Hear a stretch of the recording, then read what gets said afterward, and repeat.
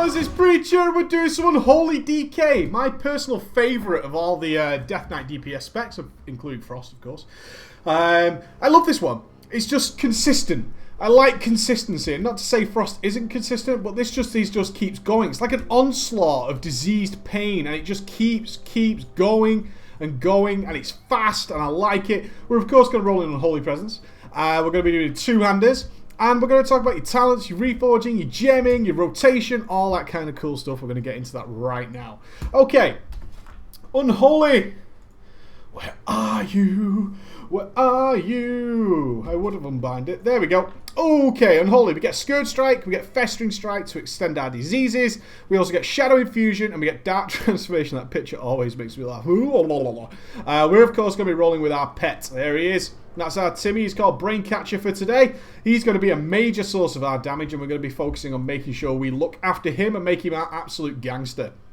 We get some other spells as well. I'm going to talk about them more in depth, including Soul Reaper, which is particularly important for Unholy. We're going to talk about that in the rotation section, but let's get into the talents. Our talents are kind of cool, actually. Diseases are more important than they are for Frost in terms of damage. You're going to see some major DPS increases from your diseases, which means every time a mob's going to live for a few seconds, be it 1, be it 1,000, we want to get those diseases up.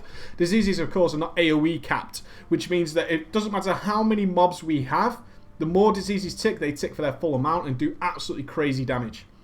In some situations, you're going to find Unholy Blight and Roiling Blood actually pretty cool. We use Blood Boil in our AoE rotation, which means we can keep this going. So if we're in a fight where we're doing massive amounts of consistent, constant AoE DPS, you're going to find good things from both Unholy Blight and Roiling Blood. You're going to find good situations from both of those. For a straight up single target fight, Plague Leech is going to be the DPS increase you want. It gives you an extra room by sucking your diseases up. And the way that's going to benefit you is by getting your diseases on with Outbreak, and then tracking your Outbreak. You see, I put Outbreak unusually here, which is the spells I like to monitor more closely. See, I've got my Gargoyle on there, and I've got my Outbreak. When Outbreak is about to come off cooldown, because with Festering Strike, we should be in a situation where we can keep these diseases ticking easily for longer than a minute during our single target rotation. They just keep on ticking away. We're not going to struggle at all to keep those diseases on after Outbreak has come off cooldown. But what we're going to do is, as soon as we see Outbreak is on a couple of seconds left, we're going to Plague Leech them off and give ourselves an extra rune, and then reapply with Outbreak. That's going to give us some wonderful DPS increase and some extra Scourge Strikes, which is extra runic power, which gives us more Death Coils, which gives us more bloody Timmy uptime. It works really, really well together. It really does. So Plague Leech is free, single target, guys. You're going to get used to using that. You're going to get a good DPS increase out of it. The next one is some sort of helper assistance. Anti-magic zone is generally the one to get. It helps out the raid in most situations. It helps out your group when situations go bad. It's always good. The next one is some movement speed increase. I'm going to answer the basic question right now. Death's Advance does stack with the passive movement speed you get from Unholy Presence. So it is well worth taking. And you get the on-demand sprint. Woo! We can sprint really, really fast. Everything about Death's Advance is a DPS increase. The fact that we can move faster, we overall move faster, and we have that get out of jail free card with that massive movement speed increase is always good, guys. So go ahead and pick that up. Death Pact, again, is the one to take. There's some things to be said about conversion and Death Siphon that makes it quite cool. Death Siphon giving us some damage back and all that kind of stuff. The fact is, Death Pact costs us nothing, and it gives us a massive heal. So when we need it, it's there. It's on demand, and it doesn't cost us DPS other than a global cooldown. So we really like Death Pact. I totally recommend it. It's such a good thing to take. Now, the next one is going to be controversial. I'm probably fully prepared for that and to see some open discussion. Mathematically, Blood Tap should be higher in the rankings than any of these two. However, the DPS increase from Blood Tap is really, really minuscule. Then we introduce Common Sense. With Blood Tap, you're going to see something that you really don't like, and that is the fact that when you're reactivating fully depleted runes as death runes, it's going to start screwing up your Festering Strike rotation unless you are really super gangster about it. You're going to end up with probably, generally, a lot more blood runes than you would really like. And we always want our runes regenerating. This can lead to things like diseases falling off at the wrong time and all sorts of crazy stuff happening. So if you're not 100% comfortable with your Blood Tap, tap, you're actually going to lose DPS here, okay? It gives you an extra thing to manage to get the best out of blood tap. On top of that, it can screw up your runes by reactivating runes that you really didn't want reactivating. Let's say it keeps reactivating frost runes as death runes. We're now still going to get regenerating blood runes, which then leads us to have this blood rune sitting there, and we're having to like blood strike it away, which leads to less festering strikes, which can cause diseases to fall off. There's all sorts of combinations of things that can screw you up with blood tap, although it should give you a DPS increase if you can manage it effectively. I'm more than happy to admit that. I like runic corruption. We fire off a lot of death coils, and we can always pre-plan our death coils in order to generate better Timmy uptime. In which case, I love Runic Corruption for the nice steady influx of runes. Instead of being big and bursty like with Frost, where we want our obliterates and killing machines to work well, so we want our rune immediately active, with Unholy, we've got this combination of things going on, which sort of favours Runic Corruption in my eyes. But again, blood tap should be higher if you're more than comfortable doing it, and it's higher just about higher, okay?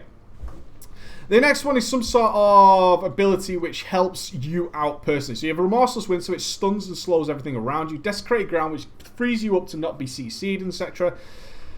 I'm going to put this out there because you're going to see a video of me in a 5-man showing you all this stuff in action. Gorefiend's Grasp for your 5-mans is godly, especially in certain instances where mobs can aggro from range and you want to get everything in your Death and Decay. All that kind of stuff gives you a passive DPS increase. I really recommend Gorefiend's Grasp, okay?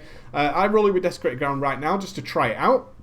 But I certainly prefer Gorefiend's Grasp in my 5-mans. I don't really want to stun things and slow them, but sometimes there are them moments when you want everything in your Death and Decay. You want every mob that can be DPS right here. So what do? You Gorefiend's Grasp everything into here. It makes sure they get all the diseases and all that lovely D&D damage all going down all the time. Really think about it. I really recommend Gorefiend's Grasp for your 5-mans. Alright, ballers?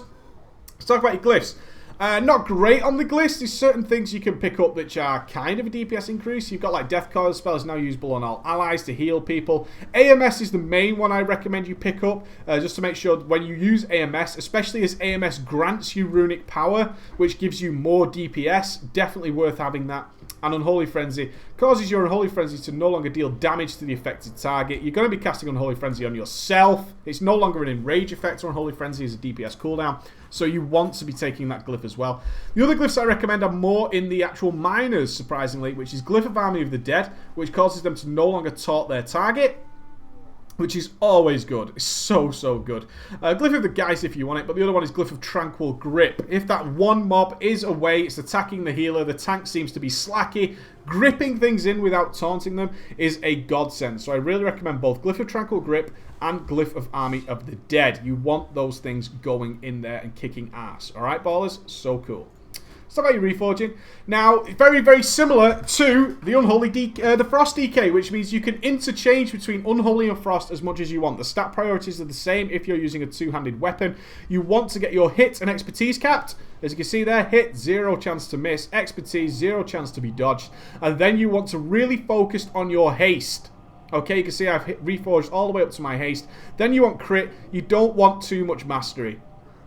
Get rid of your mastery where you can, reforge it away. Oh, you see there, reforging mastery away to expertise, reforging crit away to hit, all this kind of stuff. The main priority is to get your hit and expertise, then go ahead and get your haste up as much as possible. You can see there, mastery to haste, haste to expertise. Expertise is more valuable than haste, and so on and so forth. Very easy to do. Use an add-on if you like Reforge Light, whatever you want to do to get the benefits of those. Make it nice and easy. When you're gemming for as much strength as possible. This is a fully PvP'd character I'm playing on, so that's why this has got some PvP resilience. No other reason than that. Made to gem is get you 216 strength and 3% increased crit effect. And then you want to gem for as much strength as possible. And if you've got some nice set bonuses, get some strength haste gems in there, or perhaps some strength hit if it's a blue gem, and it's a really nice bonus. Nothing more than that, okay? Very, very easy. Those are your stat priorities. Hit, expertise, haste, crit, mastery down at the bottom. Get rid of your mastery, okay, guys? Nice and easy. Let's talk about our rotation for our little DK friend right here. We obviously want our diseases up. Diseases do a lot more damage than they do for Frost, but they still buff our other abilities. So we want to get those up. Then you want to use as many Scourge Strikes as possible. Now, one of the main tricks while you're single targeting is you want to get Timmy as buffed as possible. You really want to get Timmy up. So we're really tracking where it's going. Get that up and get Timmy buffed up. As soon as Timmy's buffed, now we're in a good shape to do whatever the hell we feel like and start keeping going. We have this lovely point where we can just control our runic regeneration via the fact that we could got that runic corruption going up there. Now you want to be able to attract Timmy. You can see I've got this bar here, dark transformation. When you get to about 11 seconds left, you seriously want to start pooling your runic power, okay? You want to be ready to fire off as many death coils as humanly possible when Timmy expires. So as soon as Timmy expires, like that, right, it's death coil time. You see I've managed to get myself pretty much a full runic power bar. I'm back up to 3 stacks of Shadow Infusion, which is passively increasing Timmy's damage at the same time. Oh, good. Soul Leech when the disease is about to run out there. I just noticed it at the last second. Keep your diseases on with Outbreak. You should never need to reapply diseases on a single target by using actual Icy Touch and Plague Strike, okay? That should never, ever need to happen whatsoever. When it comes to your cooldowns, I recommend that you go ahead and you macro a nuke spell here. Use your trinkets, use Unholy Frenzy, and use Summon Gargoyle. Now, your Gargoyle isn't as powerful as you would have liked it to have been in the past, okay? In fact, once we start getting a lot of passive mastery, it's even worth considering using Death Coil over summoning your Gargoyle. Your Gargoyle's got a few bugs in it at the moment, but as you start the game and start getting into your first heroics and your first raids, Timmy, using your Gargoyle and Unholy Frenzy is well worthwhile. I want you to note that, of course, Unholy Frenzy and Bloodlust, Time Warp, whatever you want to call it, Heroism, do not stack. So ideally you don't want to be using them at the same time. It's a waste of the cooldown. You'll fire off Unholy Frenzy. You will not get the benefit of it. Other than that, the Unholy Mutation is pretty simple. You quite literally just want to be making sure you don't cap your runic power, use as many Scourge Strikes as possible, and then use your Festering Strikes in between. And the main thing you're aiming for, simplify your goals. Use all your resources, but you just want to be tracking Timmy. Other than that, make sure you're using all your runes. Make sure you're using all your runic power. You see I'm getting to about 13 seconds, so I'm going to fire off one more Death Coil. And now I'm in the position about 11 seconds in, I'm going to start just building up my runic power so I can use as many Death Coils as possible as soon as Timmy expires. In 2, 1, fire for the Scourge Strike. He's expired. Right, Death Coil straight back up and get that pet damage up as quickly as possible. Straight up to 2. And then quickly as humanly possible, working straight back up to a good Timmy. As your disease is running out, Plague Leech them off, reapply with Outbreak. Keep tracking that Outbreak. The other thing I want to talk to you about in this single target is Soul Reaper, okay? Soul Reaper, let me bring it up for you. Soul Reaper is possibly, well, it is the hardest hitting and most beneficial spell in Unholy's playbook, okay? It strikes an enemy for 100% weapon damage and afflicts the target with Soul Reaper. After 5 seconds, if the target is below 35% health, this effect will deal 101,000 shadow damage. If the enemy dies before this effect triggers, the Deathknight gains 50% haste. And as we already said, haste is a super powerful stat for us, which means we want to be using Soul Reaper a lot. One thing I like to put in there is I've made a tell me when. So we want to be using it below 35% health. Is I've made this, okay? So I use an add-on called Tell Me When, which tells me when stuff's happening. That's why it's called Tell Me When. I've made one for Soul Reaper. Now I'm going to show you my settings for this. I've clicked a spell cooldown. I've enabled it. I've added in Soul Reaper. I've turned off these things. Show states and opacity. I've turned those off. I've put a timer on it and a timer text. You don't need to worry too much about that. I've then added 2 conditions. You can see down here 2 conditions. So make sure you have enabled, selected, Soul Reaper. Okay. Turn off anything else here. You can see this here. You can freeze frame it, pause video, whatever you want to do. Then I've gone into conditions. Now I've added a condition which is just using this plus button here. And the type of condition I've added is a % health on the target below, lower than or equal to, less than or equal to, and then I've slid this bar to 35%. So I've gone 35%. So this will now activate when my target is below 35% health. It will give you a big icon saying Soul Reaper. Use it now. I've also added another condition here, which is me in combat. So the type of condition I've added is unit in combat. So I've gone to unit attributes, unit in combat, me. So it only shows me this when I'm in combat, okay? It shows it me when I'm in combat, and that is the icon that appears. I get this big Soul Reaper icon right in front of my face. It's so important, guys. And then when I'm not doing anything, it doesn't show it me, okay? So obviously I can't get a training dummy below 35% health, but trust me, it works. When I get below 35% health on my target, it shows me the Soul Reaper icon, so I can go ahead and get best use out of it, okay? I seriously recommend you guys do that. It's really, really, really important. Let's talk about AoE. And I just want to mention again, in single target rotation, it's always worth dropping a Death and Decay. It does more damage than a natural Scourge Strike, so try and weave Death and Decay into your single target rotation. When it comes to AoE, it doesn't matter if it's 2 mobs or 4 mobs, okay? Or even 1,000,000 mobs. Get your diseases on. More important. Spread them. Make sure everything is diseased up. Now, one cool trick to keeping track of whether or not your diseases are staying on or not is to actually have a focus macro, and you focus up the other target. Now, you can see there I've got my class timer showing me that my focus target has these diseases on. So while I'm DPSing away, you have a couple of ways of AoEing depending on how long the mobs will last. You can either use all your death runes on blood boils, in which case you can track the diseases through the main target, or you can make sure that you use, every time you get a frost and blood rune, is that you use those on festering strikes, okay?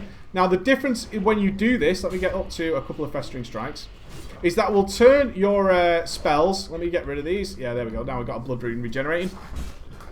It will turn those 2 runes into, you're not only extending your diseases, but now it's extending those diseases and turning those 2 runes into death runes, which can be used for blood boils. And when you do this, you'll be using all death runes on blood boils. Very easy. Now, by tracking this, I can see my other targets are about to expire. So I pestilence, and I can see instantly that my diseases are up on every target. Every time my pestilence, my focus target is tracking that. So I can then blood boil away as much as possible.